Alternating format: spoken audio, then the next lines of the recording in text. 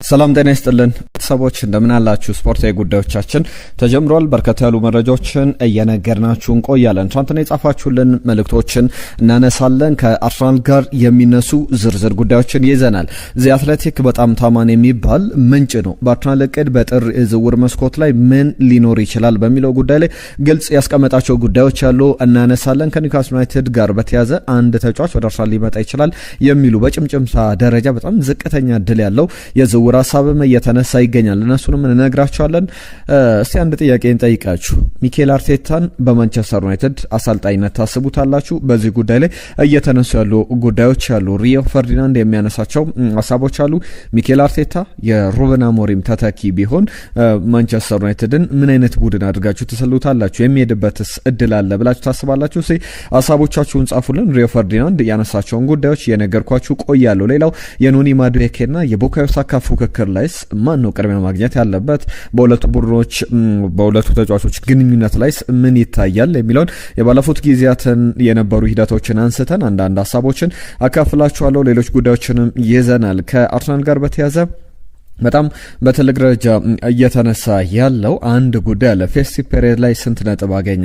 በቀጣይ ስለ ሊቨርፑል ጨዋታም ቨርጂል ቫን ዳይክ ያነሳቸው ጉዳዮች አሉ። ለሁሉም ብዙ ጉዳዮችን እየነገርናችሁ እንቆያለን። ስለ ዴክላን ራይስ፣ ስለ ማንቸስተር ሲቲ ጉዳቶች፣ በተለይ ደግሞ ከጆስኮ ግቫርዲዮል ጋር በተያያዘ ከአርሰናል ጋር ምን ያገናኘዋል የምናነሳቸው ነጥቦች አሉ። በቻላችሁት በያላችሁበት አብራችሁን ቆዩ። መልእክቶቻችሁን ጻፉልን፣ አብሮነታችሁን አሳዩን። ኢትዮ አርሰናል ቻናልን ሰብስክራይብ አድርጉ፣ ቤተሰብ ሆኑን። በየዕለቱ ለቃቸው ቪዲዮዎች አሉ እንድትከታተሉ። ቤተሰብነታችሁን አርሰናልን የተመለከቱ ጉዳዮችን ብቻ የምናነሳበት ቻናል ነውና የእናንተን ተሳትፎ፣ የእናንተን ቆይታ፣ የእናንተን ሀሳብ መጻፍ፣ የእናንተን አብሮነት እንፈልጋለን። በቀጥታ ወደ ጉዳዮቻችን እንገባለን። ከምናነሳቸው ጉዳዮች መካከል ኤዱ ጋስፐርን ላስቀድም። እስቲ ኤዱ ጋስፐር ከኖቲንጋም ፎረስት ሊሰናበት ይችላል የሚል ሌላ ከሰሞኑ በተለያዩ ክለቦች የስንብቶችን ስንሰማ ነበረ። ኤዱ ጋስፐር ከአርሰናል ከወጣ በኋላ የቀናው አይመስልም። ኖቲንጋም ፎረስት በተለይ ኤቫንጌሎስ ማሪናኪስ በጣም ከባድ ባለቤት ናቸው። በብራዚል ክለብ አላቸው፣ በግሪክ፣ በእንግሊዝ፣ በፖርቱጋልም ጭምር። ነገር ግን አሁን ከኤዱ ጋስፐር ጋር ክፍተት መፈጠር ጀምሯል የሚሉ ጉዳዮችን እየሰማን እንገኛለን። በአስገራሚ ሁኔታ ከአርሰናል ሲወጣ በጣም ብዙ ክፍተቶች ይፈጠራሉ ተብሎ ነበር። አንድሪያ ቤርታ ግን በጣም ጥሩ ሽፋን ሰጥተዋል ማለት ይቻላል። በኤዱ ጋስፐር ስንብት ላይ ብዙ ሀሳቦች ከዚህ በፊት የአርሰናል ደጋፊዎች ስታነሱ እንደነበረ እናስታውሳለን። ከሀቨርትዝ ጋር በተያዘ ከአርሰናል ጋር በጉዳቱ አገግሞ በቀጣይ ጨዋታዎች ላይ በደንብ እንመለከቷለን። አሁንም ጥሩ ጤንነት ላይ ይገኛል። ባለፈው የቦርመዝ ጨዋታ ላይ የጥንቃቄ ነው እንጂ በጉዳት ወይም ሌላ ሴትባክ አጋጥሞት አይደለም ከጨዋታው ውጭ የነበረውና ከሀቨርትዝን በተመለከተ አሁን በሚኬል አርቴታ ቡድን ውስጥ ያለው ውል እስከ 2028 ድረስ የሚያቆየው ነውና 75 ሚሊዮን ዩሮ ተከፍሎበት ከቼልሲ ከስታንፈርድ ብሪጅ ወደ ኤምሬትስ ከመጣ በኋላ አሁን እየሰጠ ያለው ግልጋሎት በአርሰናል ደጋፊዎች ሪኮግናይዝ እየተደረገ እንዳለ እናስባለን። እውቅና እየተሰጠው ምን ያክል ቁልፍ ተጫዋች መሆኑን በደንብ እየተመለከቱ ያሉ ይመስለኛልና አሁንም ከጉዳቱ ሲያገግም ያንን በዋንጫ ፉክክሩ ላይ ለአርሰናል በጣም ሱፐር ፓወር የሚሆን አቅም ይፈጥራል። እሱ ሲመለስ ክፍተቶች የማይኖሩበት አይነት አርሰናልን እንመለከታለን። ከፊት መስመር ላይ አማራጮቹ ብዙ የሆኑና ፉክክሩም እያንዳንዱ ተጫዋች ለቦታው መፎካከር ይኖርበታል። ኖኒ ማዱዌኬና ቡካዮ ሳካ እንደሚፎካከሩት ቪክተር ዮኬሬሽ ከጋብሪኤል ጀሱስ ከሀቨርትዝ ጋር መፎካከር ይኖርበታልና አሁን አዲስ የተሰማው ጉዳይ ከሀቨርትዝን በተመለከተ ውል ሊቀርብለት ነው ተብሏል። ውሎች አሉ። የጁሪን ቲምበር ውል ይነሳል። የቡካዮ ሳካ አዲስ ውል ይጠበቃል ና የሱም የሀቨርትዝም ጉዳይ 2028 ድረስ ውሉ አለው። አሁንም ቢሆን በአርሰናል የሚያቆይ እስከ 2030 እስከ 2031 ድረስ የሚያቆይ ሌላ ተጨማሪ አመታትን በአርሰናል ሊፈርም ይችላል። 26 አመቱ ላይ ይገኛል። ቢያንስ 31 አመቱ ድረስ በአርሰናል እንዲቆይ ይፈልጋል የሚሉ ዘገባዎችም እየተሰማ ይገኛል። ከዛ ውጪ ሌሎች ጉዳዮችን ስናነሳ ስለ ፔፕ ጋርዲዮላ አስተያየቶች፣ ስለ ሚኬል አርቴታ አነሳለሁ። የሊቨርፑልና የአርሰናልን ጨዋታ ግን አንዳንድ ነጥቦችን እናንሳ። በዚህ ጨዋታ ላይ በአርነ ስሎት በኩል ከሰሞኑ አንድ ያረጋገጡት ነገር ቢኖር የኡጎ ኢኪቲኬ ጉዳይ ነው። በጨዋታው ላይ ላይኖር ይችላል ብለዋል። አርሰናል ጥሩ እድል ነው የእሱ አለመኖር። በጣም የመጨረሻው ለውጥ ፈጣሪ ተጫዋች ላይሆን ይችላል። ነገር ግን በመጠኑም ቢሆን የሳሳውን ሊቨርፑል መጥቀም ጠንካራ የሆነውን አርሰናል የበለጠ የሚያጠናክር ነውና ተጫዋቹ በሊቨርፑልና በአርሰናል ጨዋታ ላይ ላይኖር ይችላል የሚል ማረጋገጫ ባይሆንም የመጨረሻ እድሉ ግን ጠባብ ነው ብለው በጣም አንሰርተን ነው ብለዋል። አቬይላቢሊቲው ለጨዋታ የመድረሱ ነገር በጣም ጠባብ ዕድል እንዳለው አረጋግጧል። ስለዚህ በጣም የሱ አለመኖር አርሰናልን ሊያግዝ ይችላል። ኡጎ ኤኪቲኬ ከፊት በተለይ ሊቨርፑል ኮዲ ሃክፖ ብቻውን የቀረው ይመስላል። ሙሐመድ ሳላ አፍሪካ ዋንጫ ላይ ይገኛል። አሌክዛንደር አይዛክም በተመሳሳይ በጉዳት ምክንያት ከጨዋታው ውጪ ነውና አሁን ኡጎ ኤኪቲኬ አለመኖር ደግሞ ሌላ ለአርሰናል ክፍተትን እንዲጠቀም የሚያደርገው ይሆናል ተብሎ ይጠበቃል። በእርግጥ የትኛው ማጥቂ ቢኖር ገብርኤል ማጋሬሽ፣ ዊሊያም ሳሊባ ካሉ ያለው ልዩነት በደንብ በጨዋታ እድሜ በአመታት እየተመለከት ነው ማለት ይቻላል። ከአርሰናል ጋር በተያያዘ አንደኛው ጉዳይ በቀጣይ ሊቨርፑልን ሐሙስ ዕለት ይጫወታል። በሊቨርፑል ጋር በሜዳው የሚያደርገው ጨዋታ አለ። ከዛ በኋላ ግን ወደ 4 ያክል ጨዋታዎችን ከሜዳው ውጪ ነው የሚያደርገው። በኤፍኤ ካፕ ፖርትስመዝን ይገጥማል። ከቼልሲ ጋር በኢኤፍኤል ካፕ የሰሚ ፋይናል ወደ ፋይናል ለማለፍ የሚደረግ የፈርስት ሌግ የመጀመሪያው ዙር ጨዋታ ይደረጋል። በስታንፈርድ ብሪጅ የሚደረግ ጨዋታ ነው። ኖቲንጋም ፎረስትን በሲቲ ግራውንድ ይገጥማል። ከዛ በኋላ ወደ ሳንሴሮ አቅንቶ ከኢንተር ሚላን ጋር ይጫወታል። ከዛ በኋላ ከ4 ጨዋታዎች በኋላ ወደ ሜዳው ተመልሶ የሚጫወተው ከማንቸስተር ዩናይትድ ጋር ነው። እነዚህ ተከታታይ 4 ጨዋታዎች ይጠብቃሉ። የሊቨርፑል ጨዋታዎች ላይ ተጨማሪ ጉዳዮችን ላንሳ። ጨዋታው አልቤተር አንቶኒ ቴለር ናቸው። አንቶኒ ቴለር ጨዋታውን ይመሩታል። በቫር በኩል ደግሞ ጆን ብሩክስ በቫር አልቤተርነት ተመድበዋል። ቨርጂል ቫን ዳይክ ይህንን ጨዋታ ለመነሳሳት እንጠቀመዋለን አይነት አንስቷል። አርሰናል እናውቃለን በሜዳው አልተሸነፈም፣ እስካሁን በሜዳው ያልተሸነፈ ቡድን ነውና በጣም ከባድ ጨዋታ እንደሚሆን ነገር ግን የሚወደድ አይነት ቻሌንጅ ነው ብለዋል። ለዚህ ዝግጁ መሆን አለብን፣ ትልቅ ፍልሚያ ነው የሚሆነው፣ ተዘጋጅተን እንሄዳለን። ለአርሰናል ጨዋታ በኤምሬትስ በሚደረገው ጨዋታ ላይ ለማሸነፍ ነው ጥረት የምናደርገው የሚል አስተያየቱን ሰጥቷል። ቨርጂል ቫን ዳይክ በተለይ እኔ ያንን የማስበው ማሸነፍን የማስበው ቡድን ውስጥ ያሉ ተጫዋቾች ያንን ማሰብ አለባቸው ብዬ አስባለሁ። ከዛ ውጪ ያለን ነገር በሙሉ እንሞክራለን ብሏል። ላናስብ የምንችልበት ነገር የለም። በኔ ሐሳብ፣ በኔ ግምት፣ በኔ ኢን ማይ ኦፒኒየን ይላል ቨርጂል ቫን ዳይክ። ሌላ እድል ነው የተሰጠንና አሁን መጀመሪያ ሪከቨር ማድረግ አለብን ከባለፈው አቻ ካጠናቀቅንበት ጨዋታ። ከዛ በኋላ ፎከስ ማድረግና ለአርሰናል ጨዋታ መዘጋጀት አለብን የሚል አስተያየቱን ሰጥቷል። ለሁሉም ይጠበቃል። ከአርሰናል ጋር በተያያዘ ጨዋታውን በተመለከተ ዝርዝር ነጥቦችን በቀጣይ እናነሳለን። በዚህ በፌስቲቭ ፔሪድ የባለ ሰሞን ጨዋታዎች አርሰናል ስንት ነጥብ ሰበሰበ? በፕሪሚየር ሊጉ ላይ ሌሎቹ ቡድኖችስ ስንት ነጥብ፣ በትራዲሽናል ቶፕ 6 የሚባሉ ቡድኖችስ ስንት ነጥብ ሰበሰቡ የሚለውን ጉዳይ ላንሳላችሁ። ትናንትና በሰራነው ቪዲዮ ላይ አርሰናል እንደዚህ በሰሞኑ በነበሩ ጨዋታዎች ላይ ማንቸስተር ዩናይትድ 2 ያቻ ውጤት፣ ማንቸስተር ሲቲ 2 ያቻ ውጤት፣ ቼልሲ፣ ሊቨርፑል ከዛ በተጨማሪ ቶትናም ሆትስፐርም 2 ያቻ ውጤት፣ አርሰናል ብቻ ነው ሁለቱንም ጨዋታዎች ያሸነፈው። እነዚህ ቡድኖች ማግኘት ከነበረባቸው 6 ነጥብ 4 ነጥብ ጥለው 2 ነጥብ ነው ያገኙት። አርሰናል ግን 6ቱንም ነጥብ አግኝቷል። በአጠቃላይ ግን የባለሰሞን ጨዋታዎች ላይ አርሰናል ስንት ነጥብ ሰበሰበ ስንል 12 ነጥቦችን ሰብስቧል።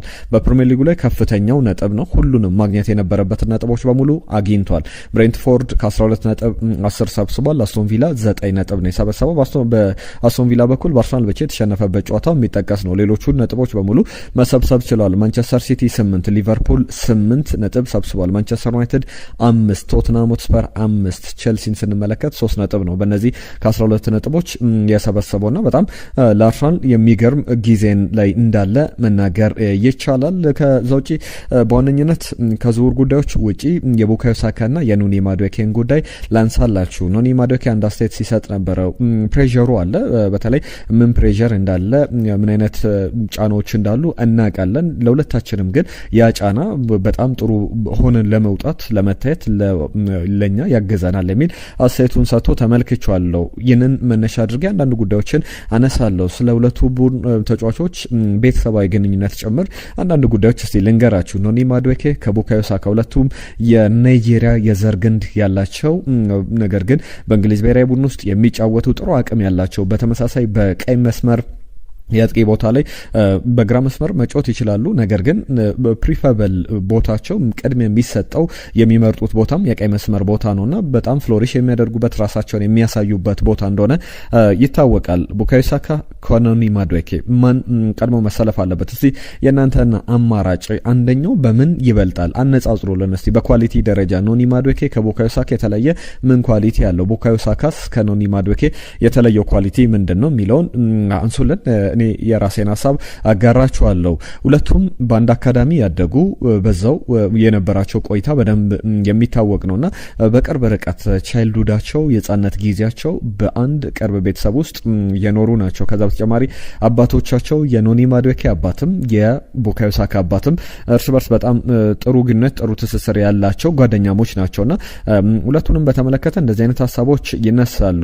ማዱዌኬ በጣም ክሎዝ መሆናችን አፌክት አድርጎም ያለንን ፉክክር በሜዳ ላይ ለሚኖረን እኔ እሱን ለመግፋት ስል በመጥፎ ሳይሆን ወደ ቶፕ ደረጃ ላይ ለማድረስ እሱም ባለበት ቡድን ውስጥ ለመጫወት ኖኒ ማዱዌኬም ሳካ ባለበት ቡድን ውስጥ ለመጫወት ቶፕ ደረጃ ላይ መገኘት አለበት። በፊትነስ በብቃት እያንዳንዱ ነገሮችን በመጠቀምና ለብሔራዊ ቡድንም ለክለብም ለአርሰናልም የሚያደርጉት ፉክክር የሚጠበቅ ነው። አርሰናል 48 ሚሊዮን ፓውንድ ሲያወጣበት ኖኒ ማዱዌኬ ላይ ብዙ ጥያቄዎች ሲነሱ እንደነበረ እናስታውሳለንና በጣም የሚገርሙ ኳሊቲዎች አሉት። ለምሳሌ ማዱዌኬ ከቡካዮ ሳካ የተለየ ኳሊቲ የምለው አንድ ለአንድ አጋጣሚ ላይ ድሪብል በማድረግ የበለጠ ተከላካዮች የሚፈሩት አይነት ተጫዋች ነው። ምክንያቱም ደግሞ በኳስ ያለምንም ፍርሃት ይነዳባቸዋል። በቀጥታ ወደ እነሱ ድሪብል እያደረገ ይሄዳልና አንድ ለአንድ በጣም ትሬት የሚባል ስጋት የሚባል ተጫዋች ነው። ቡካዮ ሳካ በአንጻሩ እያንዳንዱን ነገር ፐርፌክትሊ የሚያደርግ ነው። ለምሳሌ ኳስ ያለ ምክንያት ከእግሩ አትወጣም። ኖኒ ማዱዌኬ አንዱ ክፍተት ቢኖር ስለሚሞክር በቀጥታ ወደ ተከላካዮቹ ስለሚሄድ ብዙ ጊዜ ሊነጠቅ ኳሶቹ ሊበላሹ ይችላሉ። ቡካዮ ሳካ ላይ ግን ያንን አትመለከቱም። ወይ የማዘን ምት ነው ወይ አሲስት አድርጎታል ወይ ወደ ግብነት ቀይሮታል። እያንዳንዱን ነገር በግልጽ የሚሞክር ስህተት የማይፈልግ በጣም ፐርፌክት የሆነ ተጫዋች ነውና የሁለቱ ተጫዋቾች ኳሊቲዎች በዚህን ያክል ደረጃ የሚጠቀም ነው። ለምሳሌ ባለፈው ጊዜያት ላይ ከዲሴምበር ጀምሮ አርሰናል ስንት ጨዋታ አደረገ የሚለውን ስንመለከት 9 ጨዋታዎችን ተጫውቷል። ሳካ 5 ጨዋታዎችን የመጀመሪያ ተሰላፊ ነበር፣ ቡካዮ ሳካ ማለት ነው።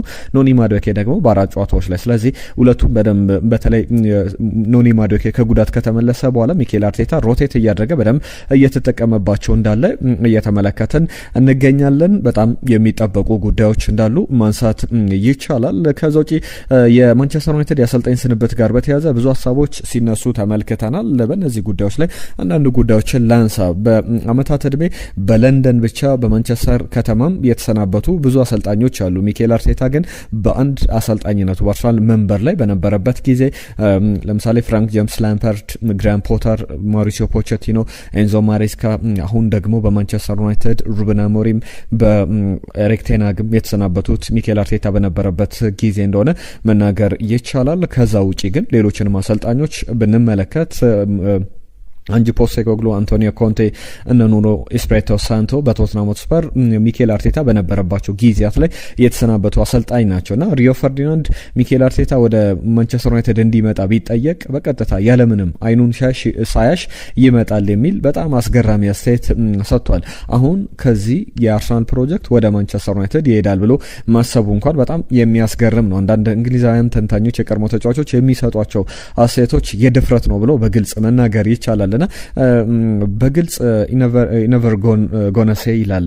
በግልጽ አይለውም፣ ነገር ግን በግልጽ በአደባባይ ባይናገሩም ሚኬል አርቴታ እዛ መንበር ላይ ማንቸስተር ዩናይትድን ቢመራ ቢያሰለጥን ደስታው ነው፣ ወደዛ ቢጠየቅ የሚሄድ ይመስለኛል የሚል አስተያየቱን ሰጥቷል። በጣም አነጋጋሪ አስተያየት ነው። እናንተ ምን ታስባላችሁ? ሚኬል አርቴታን በማንቸስተር ዩናይትድ አሰልጣኝነት ማሰብ እንኳን በጣም የሚገርም አይነት ይሆናል ብዬ ነው የማስበው። ከአርሰናል የቅርብ ተፎካካሪ ማንቸስተር ሲቲ ጋር የሚነሱ ነጥቦች አሉ። ግን በዛሬ ቀን አንድ ታሪክ ወደ ኋላ መለስ ብዬ ላስታውሳችሁ። ከ14 ዓመታት በፊት የሆነ ነው። በአርሰናል ቤት የተመዘገበ ነው። ሚኬል አርቴታ አሁን ቡድኑን በጣም አሻሽሎት በነበረበት ወቅት ላይ በአርሰናል ተጫዋችነት የነበረበትን ወቅት መለስ ብዬ ላስታውሳችሁ ነው። በወቅቱ በአርሰናል በኩል ቲየሪ ዳንኤል ኦንሪ 34 ዓመቱ ላይ ይገኝ ነበርና ከአርሰናል ከተለያየ ከዓመታት በኋላ ወደ ባርሰሎና ሄዶ ወደ ኒውዮርክ ሬድ ቡልስ ሄዶ ቲየሪ ዳንኤል ኦንሪ አርሰን ቬንገር ጠይቀውት ለ2 ወራት በውሰት ውል ከኒውዮርክ ሬድ ቡልስ ወደ አርሰናል በአጭር ጊዜ በ2 ወራት ውል የመጣበትና ለአርሰናል ፊርማውን ያኖረበት ቀን ነው። ከ14 ዓመታት በፊት ልክ በዛሬው ቀን የሆነ ታሪክ ነው በአርሰናል ቤት ከተመለከትናቸው አስገራሚ ክስተቶች መካከል ሲመለስ ኖስታልጂያ የነበረ በቃ የሚገርም አይነት ታለንትም ያሳየበት ነበርና ከሚኬል አርቴታ ጋር በተያያዘ ወዳሉ ጉዳዮች ስመለስ እስቲ አስቡት እያልኩ ነበረ። ሚኬል አርቴታን በማንቸስተር የማንቸስተር ዩናይትድ አሰልጣኝ ፔፕ ጋርዲዮላ ስለ ሚኬል አርቴታ አንድ አስተያየት ሲሰጥ ተመልክቼዋለሁ። ምንድነው ያለው? የመጀመሪያ ጊዜያት ላይ ሚኬል አርቴታን ሰዎች ይጠራጠሩት ነበር። ከባድ የውድድር ዘመን ነበረ። ብዙ ነገሮችን በአርሰናል መቀየር ነበረበት። ሰዎች ይተቹት ነበረ። ነገር ግን በወቅቱ የራሴ ኦፒኒየን ነበረኝ ስለ ሚኬል አርቴታ፣ አሁንም ያለኝ ነው። ትልቅ አሰልጣኝ እንደሆነ አምን ነበረ። አውቀዋለሁ፣ አብሬው ሰርቻለሁ፣ አብሬው ነበርኩና ሚኬል አርቴታ ትልቅ አሰልጣኝ እንደነበረ እርግጠኛ ነበርኩ። ያንንም አሳይቷል ብለዋል። ከማንቸስተር ሲቲ ጋር በተያያዘ ጆስኮ ግቫርዲዮል በጉዳት ከጨዋታው ውጭ ሆኗል። ምናልባት የውድድር ዓመቱን በጉዳት ሊርቅ ይችላል የሚሉ ጉዳዮች ወጥተዋልና ጆን ስቶንስ፣ ሳቪኒዮ እንዲሁም ሩበን ዲያሽ በጉዳት ምክንያት የሉም። አሁን ማንቸስተር ሲቲ እንዴት ኮፕ ያደርጋል? ይህንን የአርሰናል የውድድር ዘመን ላይ ያልተጎዳ ተጫዋች የለም ብሎ መናገር ይቻላል። በማንቸስተር ሲቲ ግን የጉዳት መጠኑ ያን ያክል ነበር ማለት አይቻልምና ለማንቸስተር ሲቲ የጉዳት መጠኑን በዚህን ያክል ደረጃ በሰፋበት ወቅት ላይ የሚኖሩ የማንቸስተር ሲቲ ተፎካካሪነትን በቀጣይ ጨዋታዎች ጀምሮ እንመለከታለን። ያለፉት 2 ጨዋታዎች ላይ ነጥብ ጥሏል። በዚህም በአርሰናልና በማንቸስተር ሲቲ መካከል የ6 ነጥብ ልዩነት አለ። አርሰናል ያንን በሊቨርፑል ጨዋታም ጭምር አሸንፎ ሊቨርፑልን ያስቀጥላል ወይም ደግሞ የነጥብ ልዩነቱን ከፍ ያደርጋል ተብሎ ይጠበቃል። የሊቨርፑል ጨዋታ ግምቶቻችሁንም ገና ከወዲሁ ላኩልን፣ መልሰን ወደ እናንተ የምናቀርብ ነው የሚሆነው። ከአርሰናል ጋር በተያያዘ የዝውውር ጉዳዮችን ላንሳላችሁ። ከዝውውር ጋር በተያያዘ 1-2 ሀሳቦች ይነሳሉ። ዚ አትሌቲክ በጣም ታማኝ የሚባል ምንጭ ነውና እነ ዳቪድ ኦርነስቲን አንድ አርቲክል ይዘው ወጥተዋል። ከደቂቃዎች በፊት የወጣ አርቲክል ነው እያነሳውላችሁ ያለው። አርሰናል ሚኬል አርቴታ አክቲቭሊ እየተመለከተ እንገኛለን በጥር የዝውውር መስኮት ተጫዋች ለማምጣት ቢልም 250 ሚሊዮን ፓውንድ በክረምቱ ካወጣ በኋላ አሁን አዲስ ተጫዋች ቡድኑን ሬንፎርስ ለማድረግ ቡድኑን ለማሻሻል ይመጣል ብለን አንጠብቅም። በተለይ ደግሞ ሲኒየር የሚባል ትልቅ ተጫዋች የሚል ዘገባን ይዞ ወጥቷል ከዚህ አትሌቲክ ጋር በተያዘ። ከዛ ውጪ ግን ወጣት ተጫዋቾች ትናንትና ያነሳውላችሁ የብላክበርን ሮቨርሱ ኢጎር ቲጆን አይነት ተጫዋች 17 ዓመት ተጫዋች ነው። አርሰናል ሊመጣ ይችላል በጥር የዝውውር መስኮት። ከዛ ውጪ ግን ሌሎች ትልቅ ስሞችን አጠብቁ ተብሏል። ከአርሰናል ሊለቅ የሚችል ማልዴኒ ኳኩሬ የተባለ ስሎቬኒያዊ ተጫዋች አለና ይህንን ተጫዋች ወደ አርሰናል ሊመጣ የሚችልበት እድል አለ በውሰት ውል ተብሎ ነበረ። ከወራት በፊት ሲነገር ነበር። የውሰት ውሉ ሲጠናቀቅ በሊጓን ሲጫወት እንደነበር ይታወቃል። የውሰት ውሉ ተጠናቋል። ማልዴኒ ወደ አርሰናል ተመልሷል። በክለቡ አጭር ጊዜ ውል ነው ያለውና ወደ ሌሎች ክለቦች ግን በውሰት ውል ሊሄድ ዳግም ይችላል የሚሉ ወይም አርሰናል በቋሚነት ሊሸጠው ይችላል የሚሉ ሀሳቦችንም ተመልክተናል። ከቲኖ ሊቨርማንቶ ጋር በተያዘ በጣም በጭምጭምታ ደረጃ እነዚህ አትሌቲክ ወይም ታማኝ የሚባሉ ምንጮች ላይ ሳይሆን በጭምጭምታ ደረጃ እየሰማናቸው ያሉ ጉዳዮች አሉ። በአርሰናል ቤት ልንመለከተው እንችላለን። በጥር ላይሆን ይችላል በክረምቱ አርሰናል አንደኛው እቅዱ አድርጎት ማንቸስተር ሲቲ ይፈልገዋል፣ ይህንን ተጫዋች ይንቀሳቀሳል የሚሉ ዘገባዎችንም እየተመለከተ እንገኛለን። ነገር ግን ታማኝ የሚባሉ ምንጮች ላይ የተመለከትኩት መረጃ አይደለም። በቀጣይ የበለጠ በዚህ ጉዳይ ላይ ዝርዝር ጉዳዮችን እናነሳበታለን። ከአርሰናል ጋር በተያያዘ እንግዲህ እነዚህ ያነሳውላችሁ በስፋት የሚጠቀሱ ጉዳዮች ናቸው። በቀጣይም እንግዲህ ተጨማሪ ሀሳቦችን እናነሳለን። አርሰናልን በተመለከተ ከሊቨርፑል ጋር ስላለው ወሳኝ ተጫዋች ዛሬ ሚኬል አርቴታ የሚያነሳቸው ጉዳዮችን በደንብ በዝርዝር በትንታኔ እንመለስበታለን። ከአርሰናል ጋር በተያያዘ ምን ይዞ ሊቀርብ ይችላል በሊቨርፑል ጨዋታ ላይ በአሰላለፍ ደረጃ አዳዲስ ጉዳዮችን ይዘን የምንመለስ ነው የሚሆነው። ትናንትና የእናንተ መልእክቶች መተውልን ነበረ። ቅድስት ዘነበ የሩበን አሞሪም ጉዳይ ከአርሰናል ጋር ምን ያገናኘዋል ብላን መልእክት ልካልናለች። በእርግጥ በቀጥታ የሚያገናኘው ባይሆንም አንዳንድ ጊዜ እንግዲህ ወጣ ያሉ ሀሳቦችን ማንሳት ይኖርብናል። ክብረአብ ዘካሪያስ ከአንጎላ አሁን ከመላው ዓለም እንግዲህ መልእክቶቻችሁን እያደረሳችሁን እንገኛለን። ከደቡብ አፍሪካ፣ ከኳታር፣ ከአንጎላ፣ ከተለያዩ ከእንግሊዝ የሚመጡ መልእክቶች አሉ። እናንተ መልእክቶቻችሁን ስትጽፉም ከየት እንደሆነ ብትጽፉልን የበለጠ ደስ ይለናል። ክብረአብ ዘካሪያስ ከአንጎላ የሙሱን ጨዋታ አርሰናል 3-1 ያሸንፋል ብሎናል። እንግዲህ ከዛ ውጪ ስለ ሩበን አሞሪም የመድፉ ቤተሰቦችን በተመለከተ የመጡ መልእክቶች አሉ። በማንቸስተር ዩናይትድ ጊዜ ሊሰጠው ይገባ ነበር የሚሉ ሀሳቦችም ትናንትና ከመጡልን መልእክቶች መካከል ትናንትና ካነሳናቸው ሀሳቦች ጋር በተያያዘ የሚነሱ ናቸው። እነ ሙባረክም ሌሎችም ሀሳቦችን ልከውልናል። ለሁላችሁም ከልብ እናመሰግናለን ስለጻፋችሁልን፣ መልእክታችሁን ስላደረሳችሁን። በአዳዲስ ጉዳዮች እንመጣለን። ነገም እንግዲህ መልእክቶቻችሁን ይዘን ያነሳችኋቸውን ሀሳቦች አዳዲስ ጉዳዮችን አዳዲስ የዝውውር ሀሳቦችን ይዘን በአዲስ ጉዳይ የምንመለስ ነው የሚሆነው። አብራችሁን ስለነበራችሁ ግን ለዛሬ ከልብ እናመሰግናለን። ጤና ይስጥልን።